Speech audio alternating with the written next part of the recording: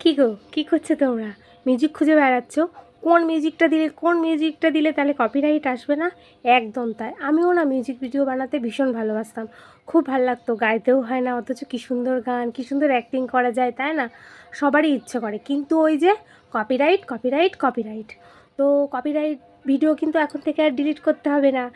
অনেক বড় একটা সুখবর চলে এসেছে, সেইটা তোমাদেরকে দেখিয়ে দিচ্ছি। তার সাথে সাথে আরেকটা সেটিংও দেখাবো, যেটা করলে মিউজিক ভিডিও করলেও তোমাদের কপিরাইট তো আসবেই না, মনে হয় আসবো না, কপিরাইট তো আসবেই না, তার সাথে সাথে ভিউজও বাড়বে।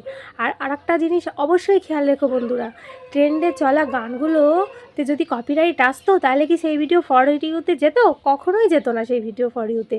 সুতরাং ট্রেন্ডে চলা গানগুলোকে নিয়ে বারবার ভিডিও করো, দেখো কপিরাইট আসবে না। আরও অনেক জিনিস আছে, তোমরা একটা ভিডিও করলে সেই ভিডিওটা করার পরে সেটা মিউট করে দিলে ফেসবুকে গিয়ে সেটাতে একটা গান বসালে, এইটাতেই বেশি কপিরাইট আসে।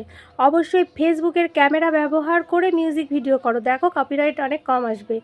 আর কপিরাইট ভিডিও এখন থেকে ডিলিট করতে হবে না, সেই সেটিংটা চলো তোমাদের দেখিয়ে দিই। আর ভিডিও পোস্ট করার সময় কোন কাজটা করলে পরে মিউজিক ভিডিওতে অনেক বেশি ভিউজ আসবে, সেইটাই চলো তোমাদের দেখিয়ে দিই। তো চলো আমার মোবাইল স্ক্রিনে। বন্ধুরা, আমি চলে এসেছি মোবাইল স্ক্রিনে। তো এখান থেকে তোমরা তোমাদের ফেসবুক অ্যাপটিকে ওপেন করে নেবে প্রথমে, তারপর চলে যাবে প্রফেশনাল ড্যাশবোর্ডে যাওয়ার পর একটু নিচের দিকে স্ক্রল করতে হবে। দেখো যেখানে রয়েছে পোস্ট, অ্যাবাউট, ভিডিওস লেখা।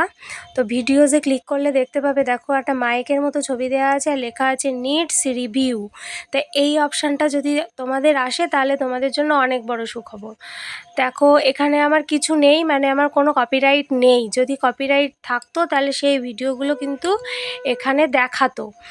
তো এখন ফেসবুক একটা খুব বড় সুযোগ করে দিয়েছে তোমাদের জন্য। দেখো ওপরে লেখা রয়েছে, কিন্তু ওপরে লেখাগুলো পড়লেই তোমরা বুঝতে পারবে যে ভিডিওটাতে তোমাদের কপিরাইট এসেছে।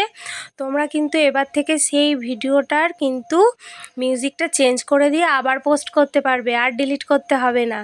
আর একটা জিনিস বলে দিচ্ছি, তোমরা যখনই মিউজিক ভিডিও পোস্ট করবে তখনই দেখো আমি তোমাদেরকে দেখাচ্ছি, যখন পোস্ট করবে এই ধরো প্রফেশনাল ড্যাশবোর্ডে গেলে, উইকলি চ্যালেঞ্জে গেলে, সেখান থেকে তোমরা রিলস নিলে, রিলস বেশিরভাগ মিউজিক ভিডিও রিলসেই আমরা করি। এটা পোস্টও করলে কিন্তু হবে না, এটা রিলস করলে তাহলেই দেখতে পাবে। দেখো আমিও ভুল করে পোস্ট টিপে ফেলেছি, যাই হোক এটা পোস্ট করলে হবে না, এটা রিলসে আসতে হবে। রিলস যদি করো তাহলে দেখো এখান থেকে যে কোনো একটা ভিডিও আমার এখানে যা রয়েছে সেগুলোর মধ্যে থেকে একটা নিয়ে নিলাম। এই যে আমার ছেলের ভিডিওটা নিয়ে নিলাম। তো এখানে একটা রয়েছে, ও কথা বলছিল, তো সেটা যাই হোক, যা কথা বলছে। তো এখানে তোমরা ক্যাপশন লিখলে, যা লেখার লিখলে, এবারে দেখো নিচের দিকে চলে আসবে। নিচের দিকে দেখো লেখা আছে সি মোর সেটিং, এটা প্রথমে অন করবে। এটা অন করলে তাহলে কিন্তু নিচের দিকে যেতে পারবে। একদম নিচে দেখো লেখা আছে অ্যাড টপিকস, ওইটাতে ক্লিক করবে। এটাতে ক্লিক করার পর একটা নতুন পেজ ওপেন হবে। দেখো এখানে অনেক কিছু লেখা রয়েছে, তার মানে তোমার ভিডিওটা কী ক্যাটাগরির। তাহলে দেখো এখানে লেখা রয়েছে মিউজিক ভিডিও, এটাকে টাচ করার পর ওপরে দেখো সেভ বাটন লেখা আছে। যদি এটা করে সেভ করে দাও তাহলে দেখবে তোমাদের মিউজিক ভিডিওতে ভিউজও একটু বেশি আসবে। চেষ্টা করে দেখো এভাবে। আর লোকেশান অবশ্যই দেবে, কখনোই লোকেশান দিতে ভুলবে না।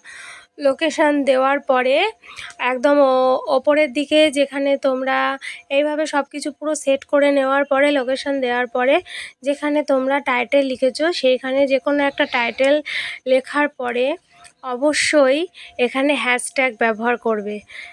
এই ট্যাগগুলো কিন্তু কাউকে ট্যাগ করবে না, শুধু যে হ্যাশট্যাগুলো বেশি ভাইরাল হ্যাশট্যাগ, যেগুলো মানুষ বেশি ব্যবহার করে। দেখো হ্যাশট্যাগের মধ্যে কিন্তু লেখা থাকে কোন হ্যাশট্যাগটা কতবার ব্যবহার হয়েছে। আমি এই হ্যাশট্যাগুলো ব্যবহার করি, ওই জন্য আমার এইগুলো উঠেছে। তো এই হ্যাশট্যাগুলো ব্যবহার করতে পারো, বা তোমাদের ইচ্ছে মতো যা খুশি করতে পারো। এইভাবে করে পোস্ট করে দেখো, ভিউজ অবশ্যই বেশি আসবে। ভিডিওটি দেখার জন্য অনেক অনেক ধন্যবাদ।